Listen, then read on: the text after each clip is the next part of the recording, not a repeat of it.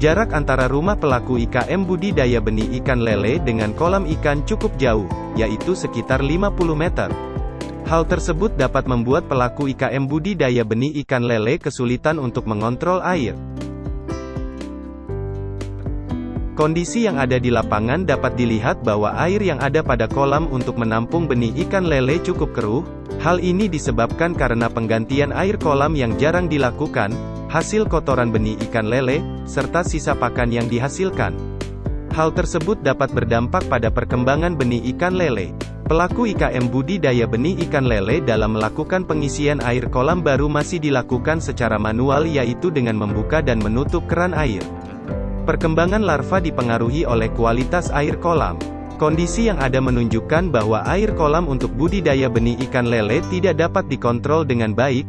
Pelaku IKM budidaya benih ikan lele tidak dapat mengukur kualitas air kolam dan tingkat keasaman air kolam, karena pelaku IKM budidaya benih ikan lele belum menerapkan teknologi yang dapat membantu mengetahui kualitas air maupun tingkat keasaman air kolam. Tingkat kekeruhan air kolam dapat membuat proses adaptasi benih ikan lele lebih cepat atau lebih lambat.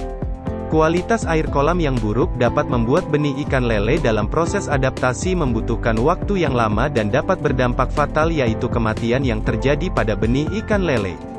Cuaca lingkungan juga dapat berpengaruh pada tingkat perkembangan benih ikan lele. Cuaca lingkungan dapat mempengaruhi suhu air.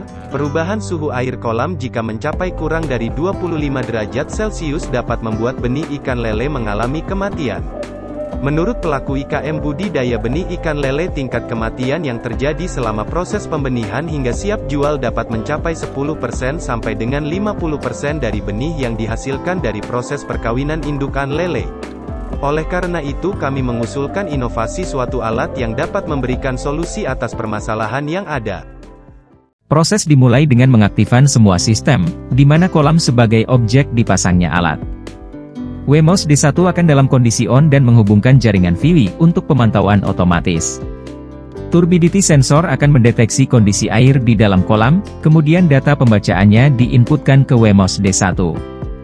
Sensor pH bekerja mendeteksi tingkat keasaman air kolam dan data pembacaannya akan diinputkan ke WeMouse D1. WeMouse D1 akan mengambil keputusan dari dua data pembacaan sensor dan mengaktifkan pompa. Sensor suhu akan mendeteksi suhu air di dalam kolam dan akan menginputkan datanya ke WeMouse D1. Setelah data suhu air turun, maka WeMouse D1 akan memerintahkan heater ke kondisi on. Data-data dari WeMouse D1 ini selanjutnya dikirimkan menuju database dengan menggunakan sinyal Wi-Fi. Data tersebut kemudian dapat disambungkan melalui smartphone, dan smartphone dapat mengontrol kerja alat.